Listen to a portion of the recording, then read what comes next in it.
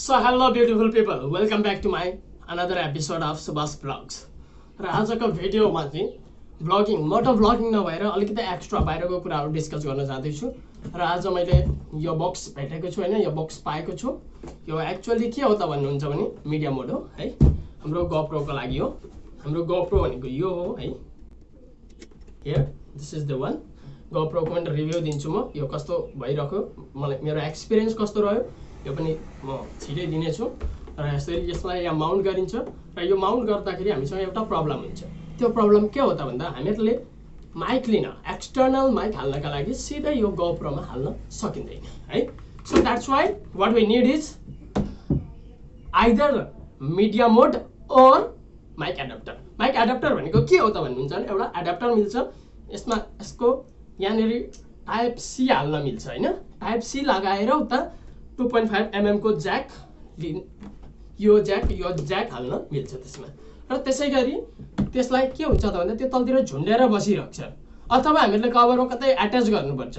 र त्यसको झन्झटबाट बच्नको लागि हामीहरू मिडिया मोड लिन्छौँ। र मिडिया मोड के हो? मिडिया मोड भनेको सिधै यसको कभर हो जसबाट सिधै हामीहरू एचडिएमआई यानि कि डिस्प्ले हाल्न पनि सक्छौँ त्यसमा, एक्स्ट्रा डिस्प्ले। जस्तो कि हामीले यो भिडियो लिँदाखेरि यतापट्टि हुन्छ लेन्स, यसरी खिच्दाखेरि हाम्रो के आइरहेछ भनेर देख्न सकिँदैन हैन, त्यो देख्न पनि हामीहरू त्यसबाट सक्छौँ इनकेस हामीहरूले एक्सटर्नल डिस्प्ले हाल्यौँ भने। अब यसमा के छ त भन्दा यसमा चाहिँ हामीहरू मिडिया मोड कनेक्ट गर्ने अनि त्यसमा एउटा पोर्ट एचडिएमआई को छ, माइक्रो एचडिएमआई छ, नझुकिनु होला, ठुलो एचडिएमआई हुँदैन।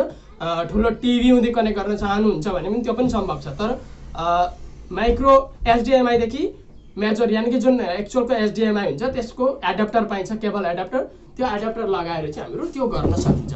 अब हेर्नु नि त, अब थर्ड सबैभन्दा ठुलो मकसद चाहिँ के हो त मिडिया मोड लिनुको अथवा एक्सटर्नल माइक एडाप्टर लिनुको भन्दाखेरि यसमा हामीहरू माइक चाहिन्छ, स्पेसली टु अ मोटोभ्लगर। मोटोभ्लगरलाई एक्सटर्नल माइकको जरुरी पर्छ, नत्र भने भिडियो क्वालिटी राम्रो भए तापनि अडियोको क्वालिटी एकदमै घटिया हुन्छ। त्यसैले गर्दाखेरि घटिया भन्दा पनि अब गोप्रोमा एटलिस्ट एक्सेप्टेबल हुन्छ। मेरो जति पनि पुरानो भिडियोहरू थियो एक्सेप्ट द लास्ट वान सबै यही यसैको इनबिल्ट माइकबाट थियो। सुरुको एक दुईवटा भिडियो मोबाइलबाट पनि थियो र सुरुमा एउटा SAARC 4000बाट पनि थियो। सो द्याट्स वाइ आज चाहिँ म के गर्दैछु, let's unbox this is a media mode and see what does it looks like है। अनि कसरी फिट हुन्छ त्यो पनि हेरौँ र यसलाई एकपटक माइक एडाप्टर लगाएर चेक पनि गर्छौँ। So come on let's go. So यो सबै थोकलाई बाहिर राखिदिउँ हैन है, हेलमेट पनि बाहिर राखिदिउँ and let's go to unbox this है। Let's begin. सबैभन्दा पहिला हामीहरू यसको सिल खोल्छौँ। यो रह्यो हामीहरूको सिल।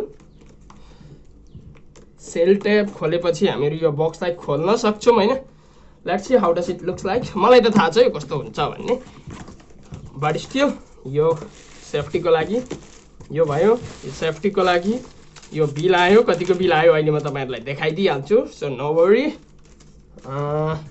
यो पनि सेफ्टीको लागि, यो पनि सेफ्टीको लागि। And this is the main unit हो कि, this is the main unit media mod GoPro Hero 8। यो पनि हिरो 8 ब्ल्याक हो and we need respective media mod. र यसलाई अनबक्स गरौँ है। This is the first step and this is how it looks like.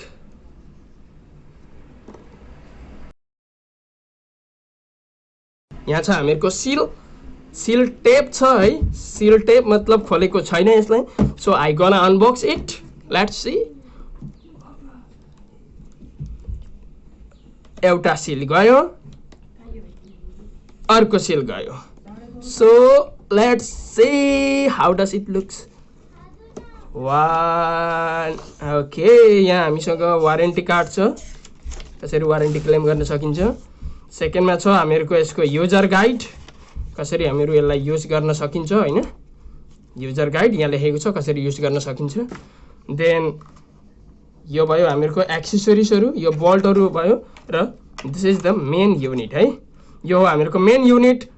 अनि यसलाई कति प्राइस पर्यो यो म नेक्स्ट भिडियोमा भनिदिन्छु हैन। सो आजलाई हामीहरू यो भिडियोलाई यहाँनिर एन्ड गर्छु एन्ड यसको टेस्ट फुटेज लास्ट भिडियोमा देखिसक्नुभयो होला सायद। सो यो अनबक्सिङलाई म यहाँनिर कभर गर्न चाहेँ। यस्तै छ, बक्समा यस्तै लेखिएको छ, यहाँभन्दा अर्थ केही पनि छैन बक्सभित्र। And this is how it looks like है। So thank you all for watching the video. यसको रिभ्यू पनि दिन्छु म पछि. If you are new to the channel, make sure to subscribe and hit the notification bell for latest updates. Thank you.